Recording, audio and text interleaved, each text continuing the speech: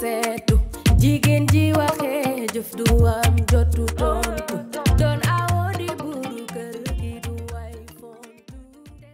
No to dzień dobry Państwu, witam Państwa w Senegalu. Jak ktoś nie oglądał poprzedniego odcinka, to mamy trochę problem, ponieważ nasze bagaże do Afryki nie doleciały. Spędziliśmy w Gambii kilka dni, nie mając praktycznie niczego. No i cała wyprawa stanęła pod dużym znakiem zapytania. Nasze bagaże miały po tych kilku dniach dolecieć, nie doleciały, ale stwierdziliśmy, że kontynuujemy wyprawę. Ale są tego plusy, Tomek, że z bagażem podręcznym opakowanie trwa nam zawsze nie dłużej niż 1 minutę. Tak, szybko się pakujemy, szybko się zbieramy, idziemy zwiedzać. Ja już wiem, że będzie mi się tu bardzo źle robić filmy, tylko że nie tak jak w innych krajach afrykańskich, że co chwilę ktoś podłazi i chce hajs, bo tutaj tego aż tak bardzo nie ma. Tutaj z kolei jest problem z tym, że oni bardzo agresywnie reagują na wyciągniętą kamerę. Już opierdalany za nagrywanie byłem, no nie wiem, ale co najmniej parę razy. Senegal należy do najbardziej demokratycznych krajów Afryki.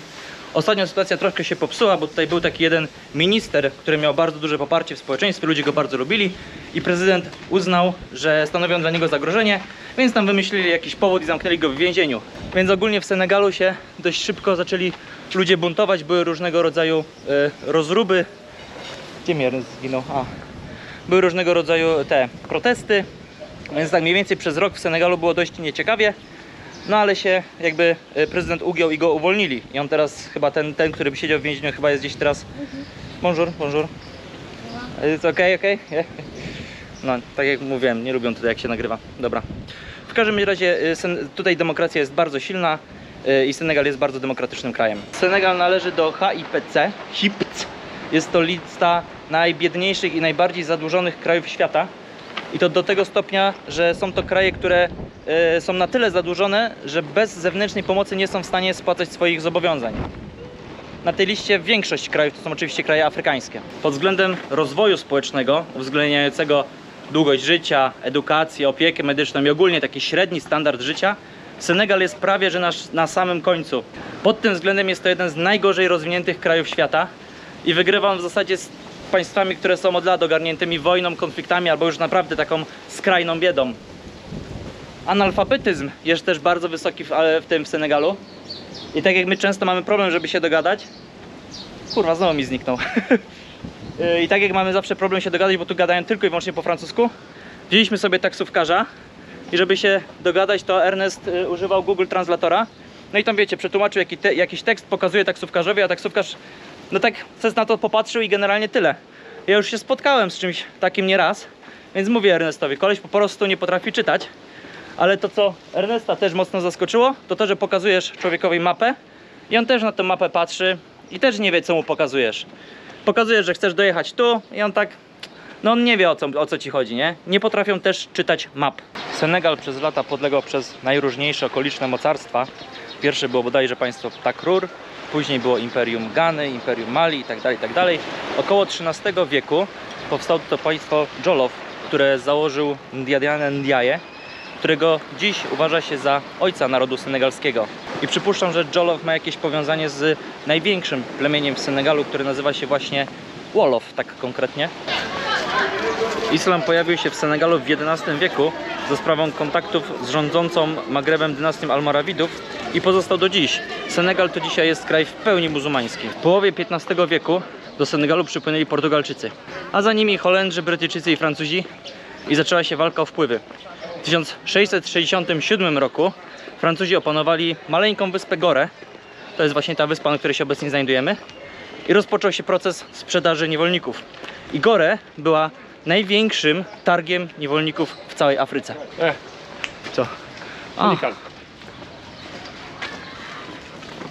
I niewolnictwo w Senegalu zostało aż do XX wieku i szacuje się, że przez ten czas praktycznie co trzeci Senegalczyk był niewolnikiem. W połowie XIX wieku Francja zintensyfikowała swoje wysiłki i wkrótce podbiła cały Senegal, z wyjątkiem takich dwóch niewielkich rejonów, które się zaciekle broniły.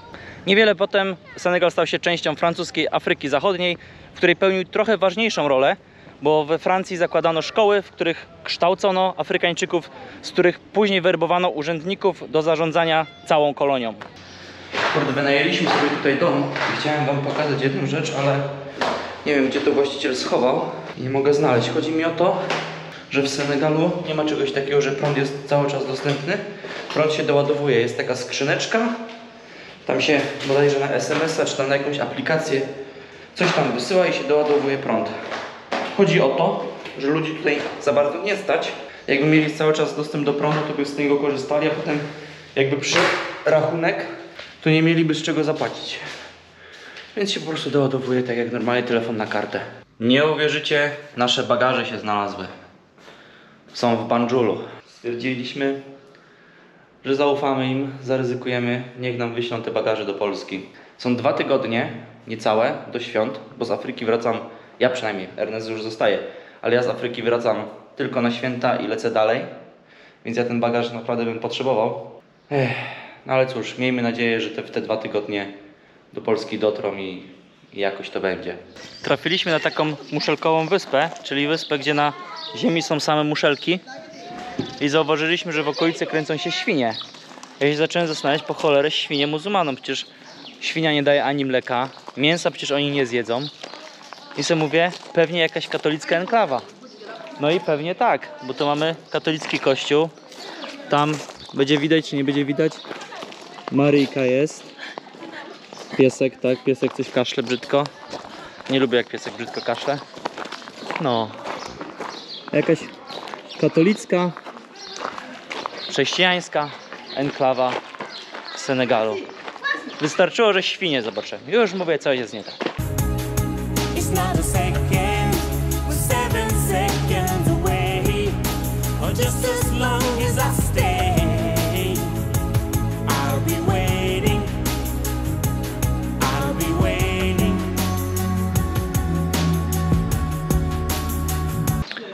W 1960 roku po małych perturbacjach Senegal uzyskał niepodległość.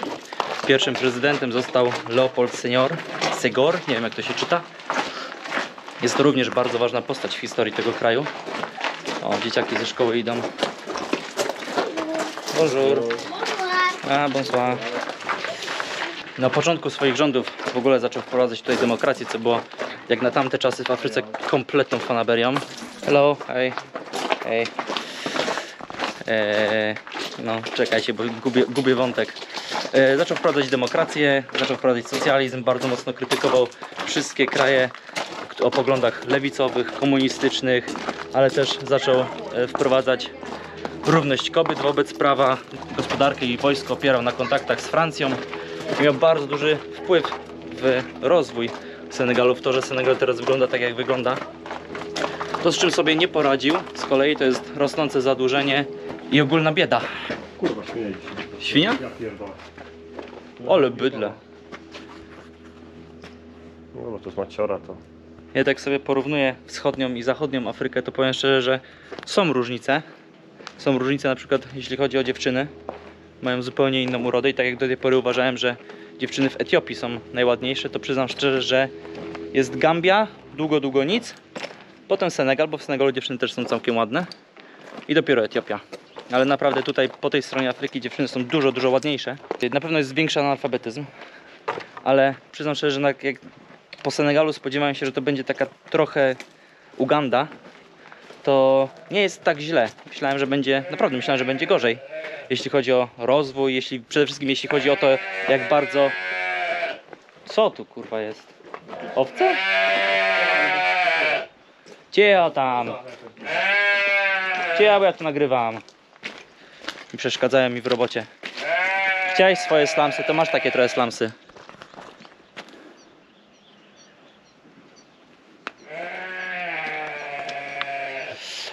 I jeszcze chciałem powiedzieć, że mężczyźni tutaj są wyjątkowo tacy umięśnieni, że nawet jak wiecie, jak gdzieś tam nawet jest jakiś piekarz czy coś w tym stylu, to zazwyczaj jest taki wielki kaban 2-metrowy, łapa taka, że wiecie, jakby całe życie spędzał na siłowni. I nie wiem, czy oni mają tutaj jakieś takie predyspozycje genetyczne do takiej, wiecie, fizyczności, ale jak kiedyś słyszeliście o silnym, zwinnym murzynie, to wydaje mi się, że to właśnie chodziło o Senegalczyków. Mają takie, no nie wiem, no są po prostu, kurczę, są umięśnieni, wszyscy są szczupli, ale widać, że mają mięśnie, nie? W Afryce nic się nie marnuje i tak jak tutaj mają bardzo dużo muszelek, to muszelki często są wykorzystywane chociażby jako materiał budulcowy Czasami je się po prostu kruszy i używa, miesza tam, wiecie, z cementem i tak dalej. I używa po prostu jako no taki kuźwa beton. No a czasami się też używa do po prostu przyozdabiania budynków. Tutaj cała droga jest w muszelkach. Tak samo jak pamiętacie, jak w Gambii opowiadałem, jak się do wszystkiego praktycznie używa baobab. Tutaj zresztą też. Tu się po prostu nic nie marnuje. Jak to się mówi, kreatywność ludzka jest olbrzymia, bo wiecie, żeby przetrwać, to się wszystko wielokrotnie przetwarza. Z opon robi się czasami meble, stare meble się przerabia na nowe meble, coś się obije, coś się tu się mało co się wyrzuca. Wszystko się po prostu przerabia, bo nie ma pieniędzy, ludzi nie stać, więc nic się nie może zmarnować. O, jaki ładny bobas. Spotkaliśmy przed chwilą małą grupkę turystów. W Gambii turystów było naprawdę bardzo dużo i w większości były to grupy z Polski, bo były to zarówno Rainbow, widzieliśmy dużo, TUI widzieliśmy dużo, masa Polaków, masa polskich wycieczek. Tak tutaj w Senegalu jest tego zdecydowanie mniej, ale spotkaliśmy taką małą grupkę. Ja z daleka widzę, że jakieś takie kurde polskie twarze, ale nie, okazało się, że Czesi. Obecnie największymi problemami w Senegalu są bieda, słaba edukacja, olbrzymie zadłużenie i dążenia separatystyczne regionu Casamance. Casamance to jest region położony na południe od Gambii, czyli między Gambią a Gwineą. I tam konflikt trwa już 40 lat. Jest on mało intensywny, ale raz na jakiś czas wybuchają różnego rodzaju rozruby. Chodzi o to, że mieszkańcy regionu Casamance czują odrębność kulturową, ale przede wszystkim, jak zawsze, chodzi o pieniądze. Po prostu region Casamance jest najbogatszym regionem w Senegalu, z którego korzysta cały kraj, a jest on często dyskryminowany przez władze w Dakarze. Jeżeli zastanawiacie się, skąd się biorą ryby i skorupiaki w najdroższych, najbardziej luksusowych restauracjach we Francji, to właśnie stąd. Znaczy, trochę kłamie, bo tam parę kilometrów dalej jest taki naprawdę już wielki port i to głównie stamtąd. Ale stąd też. Właśnie w takich łódkach rybacy tutaj wypływają na 2 tygodnie w morze, nie mają dachu, pracują po 18 godzin dziennie, w ogóle, wiecie, nikt tu się bezpieczeństwem nie przejmuje. Śpią pod gołym niebem, w 30 chłopa na jednej łajbie, pracują ręcznie, jedyne co mają to sieci i nic poza tym, żadnej technologii. I potem wracają z wielkim urobkiem kilkutonowym tutaj. Tu te ryby są rozładowywane. Nie ma tutaj żadnych lodówek, niczego. Czasami lokalny sanepid przychodzi i wyrywkowo kontroluje ryby, ale one są bardzo szybko po prostu pakowane i wysyłane do Francji. I podobno ryba złowiona tutaj już po 2 dniach potrafi wylądować na stole w najbardziej luksusowej restauracji francuskiej. Patrzcie, jakie tu są te łódki tych rybaków wielkie. Tu akurat są rozwalone, jakieś cmentarzysko łódek, ale sobie teraz wyobraźcie taką łódkę w ogóle wypchać ręcznie w morze. Coupe du monde peut South Africa, l'école d'aller Dakar Bakayar, Pekin Kajor Salum Basin, ñëppandi koy seetaan live. Segam yéena man loolu, hasta mag suñu borom, moom ñu boole moom. No nic, proszę Państwa, zaczyna się powoli przygoda, bo ruszyliśmy na stopa na północ Senegalu w kierunku Mauretanii. Póki co, szczerze powiedziawszy, idzie coś średnio, ale trzeba się troszkę rozeznać, jak tutaj ten autostop działa i przede wszystkim nie dawać się podwozić, bo już nas 2 razy gdzieś tam chcieli nam pomóc i raz nam po prostu chyba koleś podwiózł gdzieś pod jakiegoś swojego kolegę, żeby nas gdzieś tam zawiózł, a za drugim razem wydaje nam się, że nas po prostu zawiózł tam, gdzie są autobusy. A my chcemy na stopa, bo ze względu na to, że nam się pieniądze pokończyły dość mocno przez te zgubione bagaże, musimy dużo rzeczy sobie dokupić i finanse są bardzo mocno nadszarpnięte, no to za bardzo nie możemy sobie już teraz pozwolić na, nie wiem, wynajem samochodu czy właśnie jeżdżenie busami. Staramy się to zrobić po prostu za darmo na stopa. Póki co autostop jakoś idzie, tyle tylko, że jest płatny, ale tu wszędzie jest autostop płatny i nawet Murzyni jak jadą, to też płacą za autostop i póki co płacimy raczej uczciwe kwoty, bo jak widzieliśmy, ile płacą oni, to my płacimy bardzo podobnie, więc spoko. To można lać. Gdzie? Dobra, idziemy siku. No, ale ogólnie tutaj wiecie, mało kto ma samochód, a komunikacja publiczna jeździ trochę jak chce. Dobra, ja nie patrzę. Dobra, nie patrzę. Wy też nie patrzcie. Komunikacja tutaj publiczna jeździ jak chce. Często jest załadowana na full, więc ludzie po prostu sobie łapią stopa i płacą tam jakieś drobne złotówki za to, że ktoś ich gdzieś tam kawałek podwiezie. Taki bla car, no. Mi to ogólnie nie przeszkadza, dopóki koleś nie próbuje ze mnie zedrzeć nie wiadomo ile. Powiem wam tak, podróżowanie z Ernestem to jest super sprawa, bo chłopak ma tyle szczęścia, że to się w głowie nie mieści. Teraz złapaliśmy stopa, prawie 70 km w linii prostej i koleś mieszka dosłownie 2 budynki od naszego hotelu. Czysty przypadek, ale praktycznie podwiózł nas od razu pod nasz nocleg. Nie musimy ani brać taksa, ani niczego. Jeszcze jedna rzecz odnośnie szczęścia, to w autobusie jadącym z Banjul do Dakaru Ernest poznał typa, który znał typa, który pracował na lotnisku w Banjul i tylko i wyłącznie dzięki temu wiemy, że nasze bagaże doleciały i tylko i wyłącznie dzięki temu udało nam się wysłać te bagaże z powrotem do Polski, bo jak próbujemy się kontaktować z Vuelingiem, Vueling nie odpowiada, na PR-ze cały czas jest status, że szukają naszych bagaży, a właśnie dzięki typowi, którego Ernest poznał w autobusie, wiemy, że te bagaże do Banjulu doleciały, bo zrobił nam po prostu zdjęcia i nam wysłał, że są. I dzisiaj właśnie się z nim przed chwilą kontaktowaliśmy i te bagaże wysłał nam do Polski. No kurde, gdyby nie to, to pewnie tych bagaży byśmy już nigdy nie odzyskali. W Senegalu funkcjonuje coś takiego jak juju, czyli wiara w różnego rodzaju aniołki, diabełki i inne niewidzialne potworki, które mają wpływ na życie ludzi. I słowem juju określa się również wszelkiego rodzaju amulety, talizmany, które mają przyciągać te dobre potworki i przepędzać te złe. I tak jak ja uważam, że inwestowanie w Afrykę długoterminowo może być bardzo dobrym pomysłem, bo ten kontynent już niedługo będzie się rozwijał zdecydowanie najszybciej i tu będzie potrzeba praktycznie wszystkiego, więc robienie biznesu powinno być bardzo łatwe, to jednak właśnie trzeba znać specyfikę tego kontynentu, wierzenia ludzi, kulturę, bo można się czasami odbić od, wiecie, jakiś wydawałoby się, że fenomenalny pomysł może spalić na panewce, bo na przykład antykoncepcja jest tutaj bardzo niepopularna, a to tylko i wyłącznie z tego względu, że panuje powszechne przeświadczenie, że jak się używa kondoma, to się psuje penis i potem jak się będzie chciał mieć dzieci, to już nie będzie można. I właśnie takie, wiecie, ichnie wierzenia i tego typu rzeczy powodują, że dobry pomysł może po prostu się okazać złym pomysłem i zainwestowane pieniądze się po prostu straci. Powoli kończy się nasza przygoda z Senegalem. Jutro rano ruszamy już w kierunku Mauretanii. Będzie to bardzo ciężki dzień, bo przekraczanie granicy z Mauretanią nie jest łatwe. Senegal mnie zaskoczył bardzo pozytywnie. Myślałem, że będzie dużo gorzej, a było całkiem spoko. Jeśli chodzi o, nie wiem, rozwój czy poziom życia, to w Senegal plasowałbym tak gdzieś mniej więcej w połowie tych wszystkich krajów w Afryce, jakie do tej pory zwiedziłem.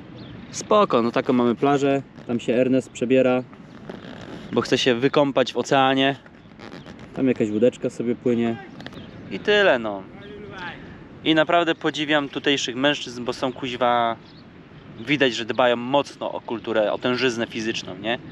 A jak się widzi już w ogóle żołnierza, to zazwyczaj są to takie kurwa wielkie dwumetrowe chłopy, umięśnione, takie kuźwa... No, tak jak powinien prawdziwy żołnierz wyglądać, tak wyglądają żołnierze w Senegalu. Dobra, nie zanudzam, żegnam się z wami, do zobaczenia w kolejnym odcinku. Cześć! Bye bye! Bye bye!